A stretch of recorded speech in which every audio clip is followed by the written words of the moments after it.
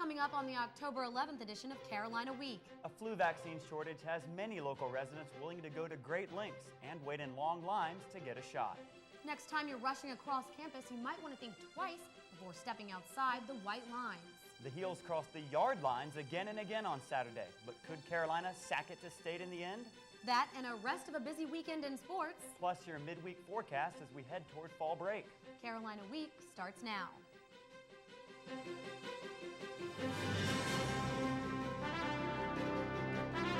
From the School of Journalism and Mass Communication at the University of North Carolina at Chapel Hill, this is Carolina Week.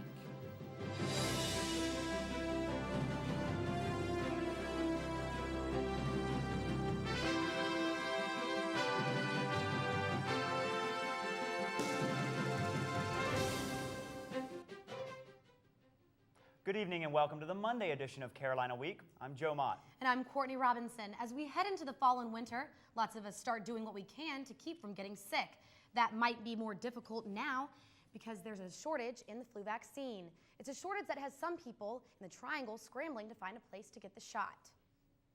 For Tammy St. George, not getting a flu shot for her 3-month-old son, Jonathan, could put his life in danger. An inconvenience having to stand out here, but with everything that's going on with the shortage, and for my son, I'll do whatever I have to. And St. George isn't alone. Sunday, more than 200 people showed up at a Carrie Eckerd's to wait in line and see if their number meant not having to search the Triangle for another flu immunization clinic. This is actually my second attempt to try and get my flu shot. Dagmar Santangelo came 2 hours early to stand in line trying to get her lucky number. It's my choice to stand here for 4 hours so I'm able to get a flu vaccination because I think it's important. Santangelo was one of the 200 people able to receive a flu vaccination. She thinks the shortage is unacceptable. There are people online here that are very, very old, very, very sick, and their doctors can't get this vaccination. It just makes absolutely no sense to me. The Center for Disease Control has asked those, like college students, who aren't at a high risk to forego getting a vaccination this year. Eckerd granted immunizations only to those who qualified under CDC guidelines. Those guidelines include to our website, carolinaweek.org, to find out about which clinics in the Triangle have the vaccine.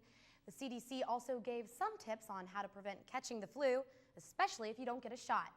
First, avoid contact with sick people, cover your nose and mouth when you cough, and keep your hands clean by washing. The flu vaccine shortage is one of the many problems Senator Kerry blames on the Bush administration. And in Friday night's debate, there was no shortage of criticism from either side about any number of issues. President Bush and Senator Kerry participated in debate number 2 in St. Louis. Each candidate answered questions from the audience, but often directed the answers toward each other. And Mr. President, just yesterday, the Dulfer report told you and the whole world they worked. He didn't have weapons of mass destruction, Mr. President. I don't see how you can lead this country in a time of war, in a time of uncertainty, if you change your mind because of politics. He's added more debt to the debt of the United States in 4 years than all the way from George Washington to Ronald Reagan put together. He's talking about his plan to keep jobs here. You know, he calls it an outsourcing, to stop outsourcing. Robert Rubin looked at his plan and said it won't work. The final presidential debate is scheduled for Wednesday at 9 p.m. at Arizona State University. The topics are the economy and domestic policy. Hours after the debate ended, Democrats in North Carolina rallied to take part in the nationwide campaign to knock on 1 million doors. Campaign volunteers met at the Democratic headquarters on Saturday to reach their goal of 15,000 doors in Durham and the surrounding counties. Well, so much for knocking, but canvassers say a little improvising always helps. Campaign intern DJ Goodstadt says the last few weeks ends the registration push, but now the Democrats must convince voters that we vote, we win means Kerry. Registration was really an important thing up until today, and now it's all about persuasion. There's a lot of people who haven't made up their minds, and we should go talk to those people. Campaigners say the two biggest things now are to make sure everyone knows early voting starts on Thursday and convincing undecided voters to choose the Kerry Edwards ticket. Meanwhile, the College Republicans group is beginning to shift its focus towards more grassroots campaigning. They'll use their upcoming weeks to spread President Bush's message and convey the conservative philosophy. They'll also engage in a few debates with Young Democrats and host Republicans Richard Burr and Patrick Ballantyne in upcoming campus visits. Burr is running for John Edwards' vacant seat. Ballantyne is the Republican nominee for governor. There are lots of names of new voters on the rolls with an especially busy final week of registration. That was the case at UNC as many students waited until the last day to register for the November 2nd election. Elizabeth Storch has that story. The deadline to register to vote grew closer, the lines grew longer. Booths were set up to register voters at the undergraduate library and in the pit all week. But on Friday, the table saw a surge in registrations. This is from today here already. This is like as many as I usually get in one day. Cristobal Palmer helped register students on Friday.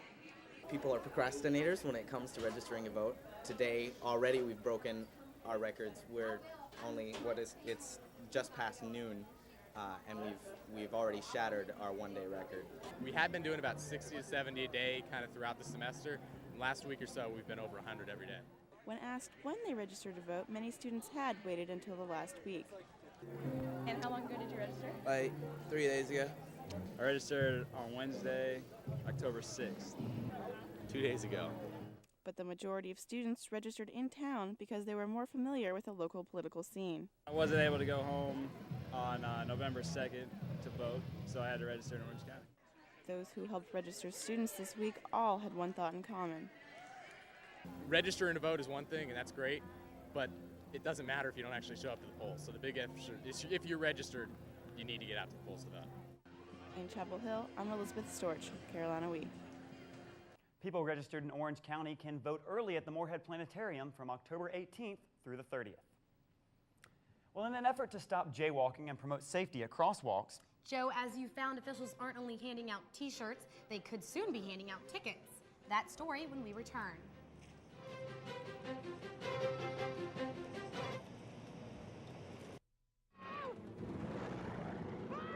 Mother taught me. She's averaging 18%. Balance the budget. Increasing clouds for.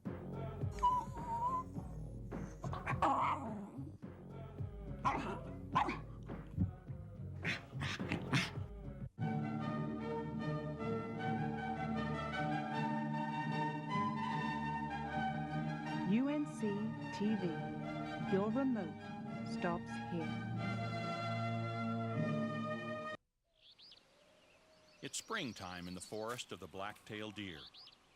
The young male is feeling playful. It's time for tag. The female flicks her ears. Her way of saying, "Catch me if you can."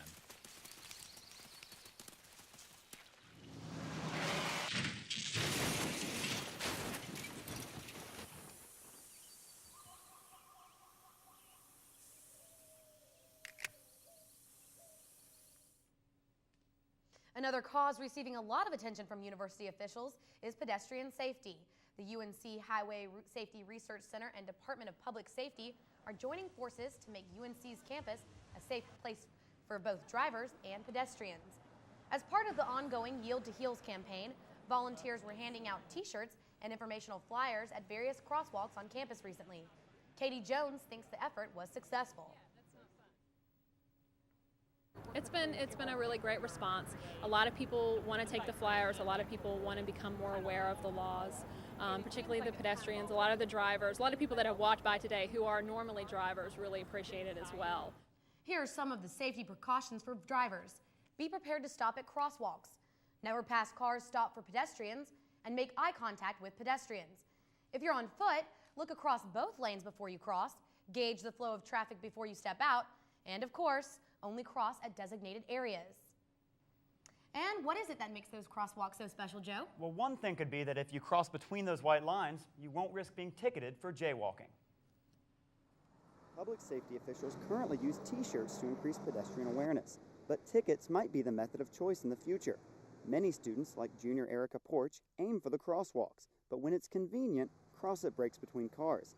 She's not sure tickets will change student traffic. I think this would make more people pay attention, but I think it would probably cause more problems than it would solve.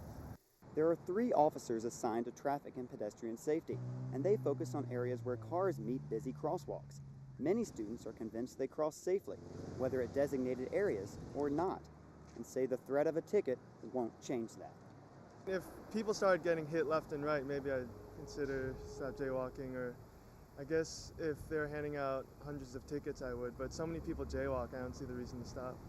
DPS is looking into the possibility of ticketing jaywalkers, but there's no set timeline of when or if officers would start issuing citations. For now, officers recommend students use the crosswalks every time they cross the street, especially along Manning Drive at Hinton James and the Dental School, and on Columbia Street at Fratt Court. Now, we don't know if these folks use the crosswalks, but the group Friends of Bowling Creek walked to the waterway Saturday to celebrate the creek it's trying to preserve. To the fiddle of bluegrass music, members of the nonprofit group danced, slid, and swung for preservation. The festival offered a barbecue and a bike auction. Though the event wasn't a fundraiser, organizer Sally Benedict sold t-shirts for what she says is a worthy cause. We're trying to preserve the creek and all the land around it so that forever and ever people can enjoy walking on it, biking, and enjoying wildlife. Saturday's event was the first ever Bowling Creek Festival. Organizers say it won't be the last. As if finding a place to park at Carolina isn't hard enough, the search might get even more difficult. Cameron Avenue has the least parking restrictions of any road on campus, but that might soon change. There are 3 proposals on the City Council's agenda to change parking at Cameron. One is to add meters on the road, the second is to completely open the road to bikers, and the last is to eliminate parking altogether, making the road safer for pedestrians and those using other means of transportation. Some folks don't like any of the proposals. I mean, there's already such limited parking on campus that that's not going to do anything but make it even worse. And I know I have a lot of friends who park here to go to class and things like that because it's the closest available parking spot without having a permit.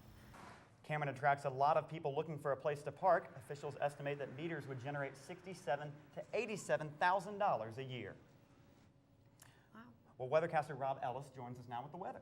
And Rob, for those who don't know, you go to State, and despite a few tears in the stadium, the weather was beautiful. It was very nice, and normally October is our driest month of the year, but we do expect some changes coming up, and I'll have your 4-day forecast coming up shortly.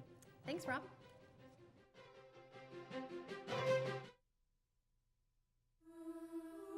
These kids are in trouble. They're not getting high on drugs or stealing. If they were, you'd do something about it right now. But why is it almost half of all parents who suspect their child has a problem learning wait a year or more before getting help? Why? Kids with learning disabilities are smart. They just learn differently. Call now. The sooner you get help, the better the chance your kid has.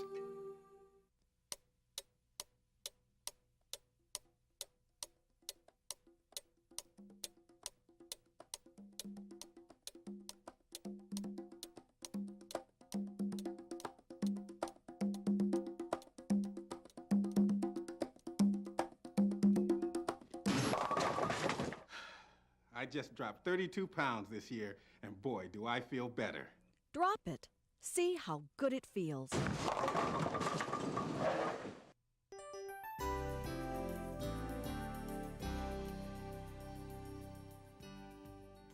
And welcome back to Carolina Week. I'm weather forecaster Rob Ellis. These are your headlines coming up for our very short work week or school week. If you're here at UNC, you don't have that extended week if you're at NC State. Unfortunately, we had that last week, and we're recovering from our game loss. But the rain is going to be returning into the middle of the week, so if you're doing some traveling for that break, make sure you keep that in mind. I'll have that coming up in your 4-day. And cooler temperatures are going to be the trend as we move through the end of this week. It is going to steadily decline in your temperature, especially in the overnight hours. It's going to be very cool. And the tropics are actually active again. We had a nice break for a while, but we do actually have 2 tropical systems out there. Let's go ahead and take a look at the satellite picture and see what's going on. It looks kind of ominous, but it's not exactly what's going on at the moment, if I can get that out. Some of these clouds that you have here over North Carolina are actually high clouds, so it is actually letting some of that sunlight in, and we actually have a nice day today, but that's going to be changing as we move into the week. This is what's left over from Tropical Storm Matthew, another tropical storm that we had to deal with this week. It started in the Gulf and moved into the Gulf Coast states and is going to be eventually moving into the Midwest. Eventually, a cold front's going to be coming down and pushing Matthew into our area, and that's what's going to be giving us some of the showers and thunderstorms Wednesday and into Thursday. Let's go ahead and take a look at our surface map. Here you can see what's left of Tropical Storm Matthew. It'll be moving into the Midwest and then making its way into our area. And actually off the coast, we do have a subtropical storm, I believe, 13th of the season. So it's been a very active season. We had a break and now it's active again. Let's go ahead and take a look at that 4-day forecast. I'm sorry, let's look at some climatology first before we get there. Month to date, we've seen an inch and some change of rainfall, and compared to average, we're right about where we're supposed to be. For the year to date, we've seen 40 inches of rainfall, and it's actually quite wet for this time of year. Average to date, just under 35 inches of rain. Let's look at our 4-day forecast. It's going to be, starting out your week, it's going to be rather nice. Tuesday is looking great. Sunny skies and into 70. Overnight low, though, look at that, 48 degrees. It's chilly, especially for someone from the south. Looks like your rainfall on Wednesday is going to be in there. Temperatures through the period are going to be in the 60s. And if you're heading out for the fall break and you're doing some traveling, maybe take an umbrella with you and watch those road conditions, because it will be some rainfall in the area with what's left of Matthew. Well, thank you very much, Rob. Yeah, just as long as that cold rain goes away, I'll be happy. But the razzing won't stop for you anytime soon. Oh, no, not at all. Well, Luke Notestein joins us now with sports. The weather may be cooling down, but I hear it's heating up for the athletic teams here at Carolina. Yeah, and speaking of heating up, the NC State and UNC did heat up Kenan Stadium on Saturday, which leads us to our trivia question, which says, how many times have I-40 rivals NC State and UNC clashed on the football field? Is it A, 82, B, 94, C, 105, or D, 111 times? Rack your brain for the next 10 minutes, and then I'll clue you in on the answer. But first, let's see the real action when State comes to Chapel Hill. Well, you've got the rumble in the jungle and even the thriller in Manila, but the clash in Kenan? Saturday's football game against NC State had all the makings of a championship boxing match. Sports reporter John Leggett explains. Certainly wasn't the Super Bowl, but it was one of the very, very better team victories that I've ever been around as a player or a coach. Coach John Bunning was right. Saturday's win over arch rival NC State wasn't the Super Bowl. It was more like a heavyweight prize fight. Both sides throwing jabs and shots to the body, waiting for the perfect time to land that knockout punch. UNC's first jab came from freshman Connor Barth, whose 50-yard field goal was the longest ever by a freshman at UNC. But NC State countered with T.A. McClendon, who barreled his way down the field, but not into the end zone. Both teams were feeling each other out, waiting for just the right moment, and then came the first big punch of the night. NC State was shaken, but not out of this fight by any means. Both exchanged huge blows in the second half, inflicting major damage with each punch and counterpunch. And like in all great heavyweight bouts, this outcome wouldn't be decided until the last few seconds of the final round. McClendon takes the ball in for what looks like a KO for NC State, but the refs make a controversial decision and say his knee was down before he crossed the goal line. That sets up the knockout punch UNC had been waiting for all game long.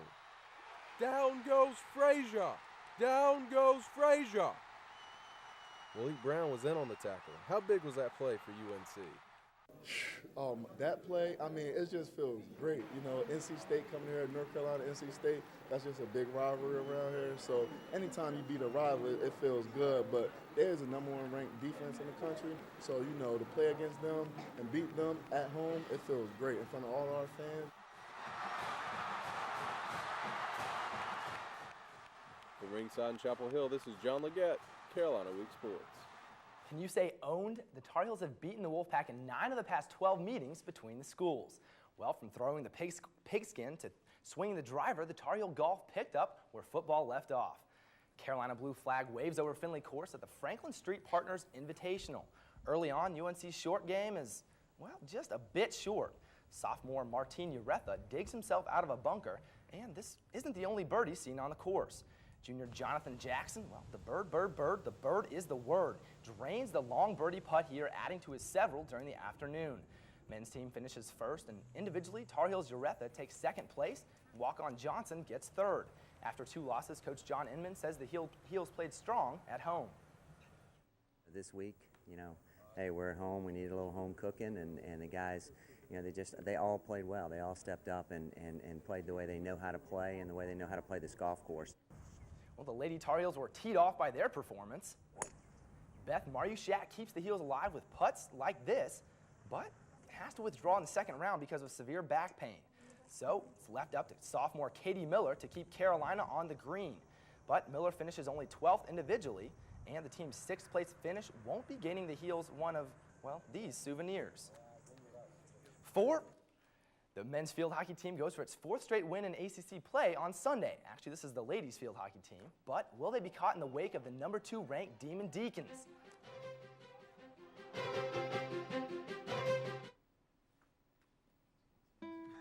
The Ronald McDonald House is a nonprofit organization that provides a home away from home for families of children being treated at UNC hospitals. Since opening in 1988, the house has welcomed more than 1,000 families each year to stay at this safe haven. The house relies heavily on community support.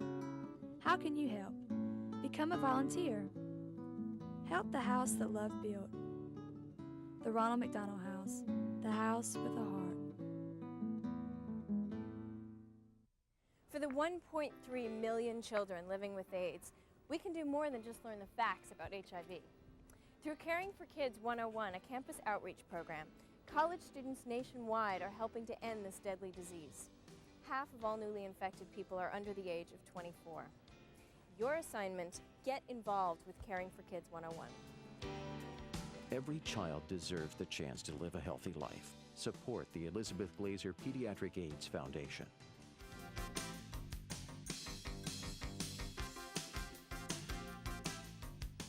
In a rematch of number 1 and number 2, the field hockey team traveled to Winston-Salem on Sunday, trying to protect its perfect season and hold on to the nation's number 1 ranking.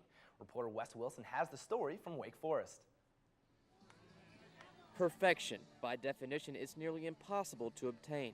But perfection is something the Carolina field hockey team had on its side heading into Sunday's rematch against the defending national champion Wake Forest Demon Deacons. It's kind of cool that we're the only undefeated team remaining, so I definitely would like to keep that up. We know they're going to bring their A game, and they know that we're going to bring our A game, so it's going to be a hard-fought game to the end.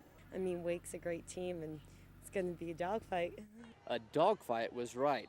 Wake Forest used multiple penalty corners to gain control of the game and take a 2-1 lead into the break. The second half hinged on 2 key momentum swings. The first, this blown call by the back ref. Within 4 minutes, the Heels scored 2 goals to jump back on top 3-2. After Karen Mann's goal, the Deeks have had enough and called timeout, and the momentum shifts once again. Out of the break, it's a new Wake Forest team. They played hard and hit harder, tying up the game here where it would remain until overtime. In OT, field hockey proved it too is a game of inches. Wake's Kelly Dostal, denied. Then Carolina's Brooke Miller swings for the fences, but the post ricochets the ball, and Carolina's hopes away as well as Wake Forest scores the game winner just moments later to steal the win. Sometimes even when you're nearly flawless, you're still not perfect. So you're going to come to this field of the ACC championships, right? And different outcome, correct? Oh, absolutely. 100% different outcome. In Winston-Salem, I'm Wes Wilson, Carolina Week Sports. Thankfully for the Heels, they're still perfect in ACC play despite the loss. Before the season began, the conference decided only the first matchup would count in league standings. Well, unbeaten in 38 games, the second-ranked UNC women's soccer team faced a new challenge on Thursday, ACC newcomer Miami. The Heels looked to turn the Hurricanes into a gentle breeze. With the Heels already leading 2-0, freshman Robin Gale slots the ball to Jamie Gilbert, who finds a wide-open Heather O'Reilly, and folks, she doesn't miss from there. Heels up 3-0. Then a little defensive miscommunication between Robin Gale and goalkeeper Allie Wingett. I got it, you got it. Well, Miami's Brittany Butcher puts it away for the Canes and puts the Canes on the board. But Carolina's Sarah Randolph sends a beautiful cross, and Corinne Black makes like another number 23 and skies high for the header. Tar Heels go on to win 5-1. Sophomore Elizabeth Guess is pleased with her team that they took the wind out of the Hurricanes. I thought we did really well one-on-one attacking, and we finished well tonight. Well, we finished okay. First half wasn't so great, but 5 goals, we're definitely pleased with that. The Lady Heels were also pleased with their impressive performance at 24th ranked Clemson on Saturday. Carolina is now 12-0-1 overall, 5-0 in the ACC, and undefeated in its past 40 matches. On the men's side, Carolina falls 1-0 to number 24 Maryland in a close match Sunday. Loss drops UNC to 3-6-2 overall and 1-2 in the ACC. Well, how do you welcome a Hokie to Chapel Hill? The volleyball team did it with hard spikes and spirited play. The Heels' Danny Nienhuis gets things started with a nice shot here. Heels take the first game 30-19. But the Hokies come back strong in the second game, sparked by the block from Tech's Katie Esbrook. Heels fall 31-33. Then Camille Ionetta with a nice slam, and Katie Wright denies the Hokies with this block. The crowd is into it now as the Heels win the third game 30-17. The fourth game, it's all Nienhuis as she laughs at the Turkey Birds after the spike. Then senior Molly Piles goes for the soft touch as the Heels score. The Heels have the right moves as they take one more moment to defeat the Hokies. Then, riding a 5-game winning streak, UNC comes out sluggish against Florida A&M on Sunday, unable to handle the Rattlers' different style of play. Senior Katie Wright does her best to keep the Heels in it, and, well, that's a nice shot there. But the Heels can't adapt to the Florida A&M offense and fall in 3 games at home to snap the winning streak. Katie Wright was disappointed about UNC's performance as the team had trouble dealing with Florida's style. We adjusted poorly to it, so it's a good experience because the new teams in the conference, Miami, well, we've already played Virginia Tech, but Miami might also play a little bit like this, so I think it was a good experience to play them. They're a ranked team, and we'll only get better by being fueled by the loss to work harder.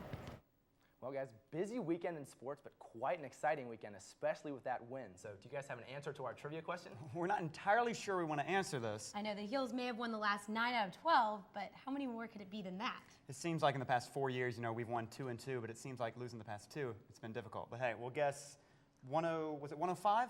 Yeah, I'm okay with that. Some C? Well, actually, the answer is B. Carolina Blue and State Red have mixed on the field 94 times. The rivalry began even before the two schools became charter members of the ACC in 1953. Okay, well, thanks a lot, Luke. Thanks, Luke. We see it every season. Rivals on the field, but friends in the stadium. Find out about the love-hate relationship between Carolina and State when we return. That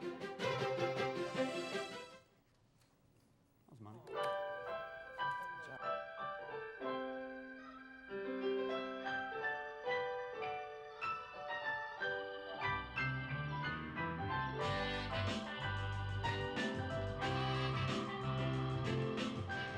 No one looks back fondly on the years they spent in a parking garage.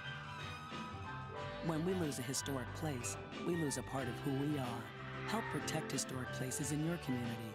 Visit nationaltrust.org. If you have a story idea, contact Carolina Week at 843-8292. You can also visit us online at carolinaweek.org. If you have questions about this program, write Carolina Week at Campus Box 3365, UNCCH, Chapel Hill, North Carolina, 27599. The Wolfpack might still be licking its weekend wounds, but a new alpha male is ready to rally it back. Former Provost and Executive Vice Chancellor James Oblinger was named NC State's new chancellor on Friday. Oblinger will succeed Mary Ann Fox, who resigned in April to take a top job at the University of California at San Diego. Oblinger will begin his term on January 1st. UNC Chapel Hill didn't give State's new chancellor a very nice welcome on the football field, but Carolina Week reporter Andrea McAfee says chancellors of both universities have to be happy that school spirit is alive and well.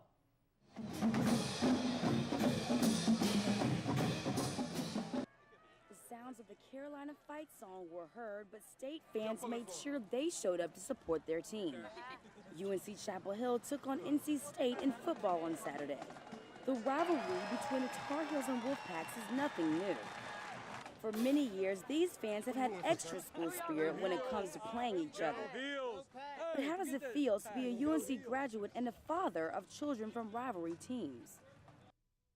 We always pull for whichever one we go to at that particular time. Okay. So we wear blue at Carolina and red at State.